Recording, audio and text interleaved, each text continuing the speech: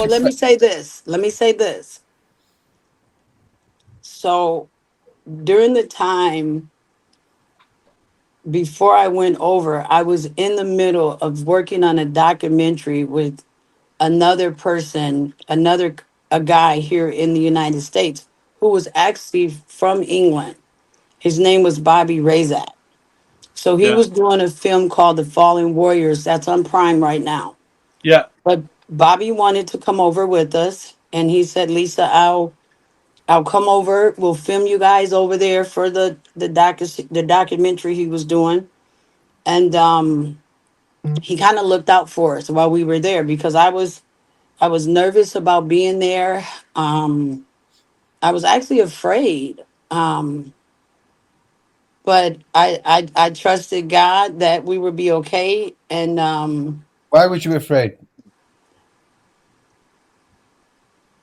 I don't know. And it wasn't because of the British people, because we've received more love from the British people than we have people here at home.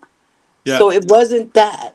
I was just afraid. Maybe it was because it was like where the nightmare started, Right. but I was just afraid.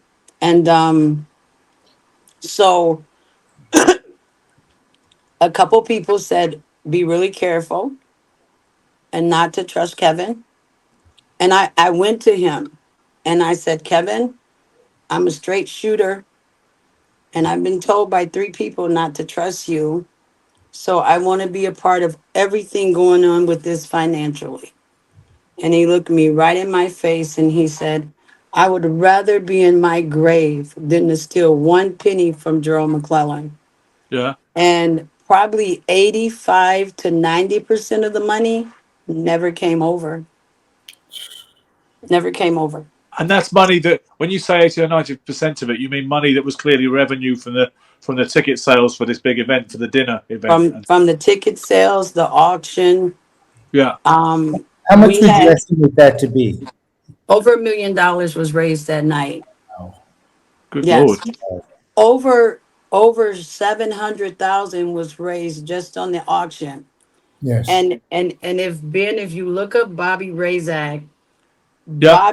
Bobby carried a notebook and he wrote down everything that was auctioned off, what the amount that it was auctioned off, just to keep a mental note of what should have been given to us. Yeah. Now, Lisa, So you said you had this hatred for Nigel. Now, rightly so or wrongly so. At what point did that start? Was that immediately because of the outcome of the fight, or was the situations after the fight that began that journey? the first thing was the day after the fight, a reporter caught Nigel getting into a vehicle, and you could hear him shouting across the street, "Nigel, what's going on with Gerald McClellan?" And he goes, "I don't know. Better him than me." Yeah. That was a notorious quote. Yes. So that started it. You see, I have to talk partially and honestly, um, Please do. and I've known Nigel a long time. Um, And he's one of the nicest people I've ever met. He's one of the kindest people I've ever met. He's one of the warmest people I've ever met. As much as he was the most ferocious fighter, and Nigel's a hug, loves you. He's a very, very, very nice man. And then it's not just my opinion. I know him, and he's kind to everybody. He always has been that way. And I'm not super close, but I know him enough to have a great respect for him. Uh, and and so for me, it's shocking this to hear because I'll tell you something else too, Gary. yeah, Not what someone has told me, but what I've witnessed for myself. okay. And I haven't shared this until I have a team, and I just recently shared this with my team. So maybe the third day we were in England, maybe third or fourth day. So we arrived before Nigel. And at that time, I was in my probably late 20s, early 30s, and my hair was everything. And when we got over to England, I was giving Gerald a shower, and he got upset because the facility is different than what we're used to here, and he wet my hair. So Kevin came to take me to um, a place where they knew how to do African American hair. And we're driving down to Kingston, I think was the name of the place. Yeah.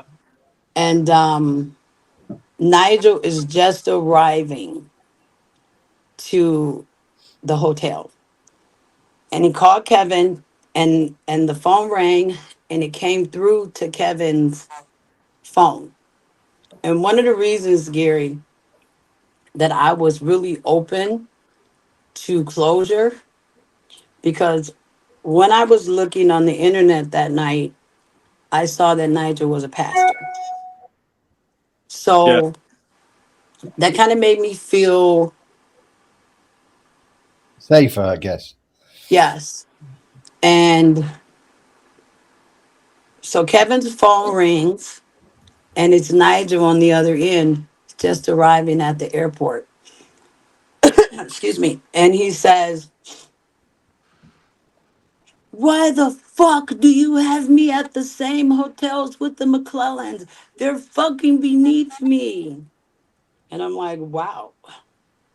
And Kevin was trying to get him off the speaker so I couldn't hear him, and that I heard the whole conversation. So maybe he is a nice guy, but what I've seen hasn't been I'm nice. absolutely shocked when I hear this because Nigel doesn't come from royalty. He's one of the boys who's worked his way up.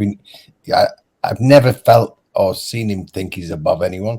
He always talks about his grassroots, background, and let's get into the purse. I thought Eubanks never got paid, so I know that situation. I don't know how they get away with it. What was the process in regard to not getting paid? Well, Well, are we I talking don't. about the fight, Don King, or are we talking about the benefit much later?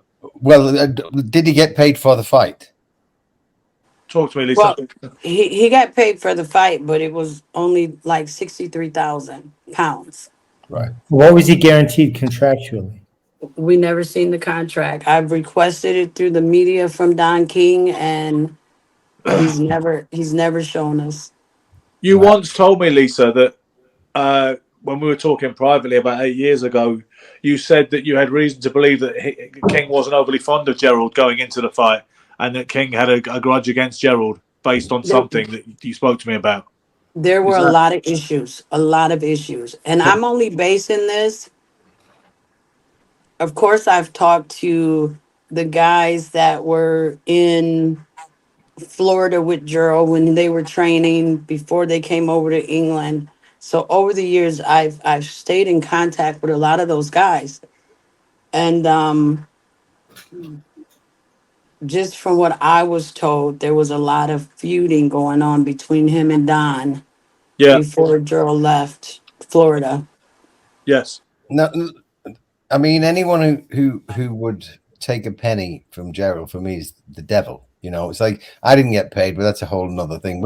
When a man loses his life, which in essence Gerald did that night, he lost his life. He entered into another life, as did you. You've lost your life, Lisa. Your life as a normal woman to enjoy life and to have all the beautiful things that people have ended, and now your life becomes Gerald's life and taking care of him. So, I mean, it's absolutely, and I have so much respect for you for doing it, family or not, because a lot of family people wouldn't do what you've done over the years. Exactly. It's not about it. I mean, you're a truly, truly special lady. But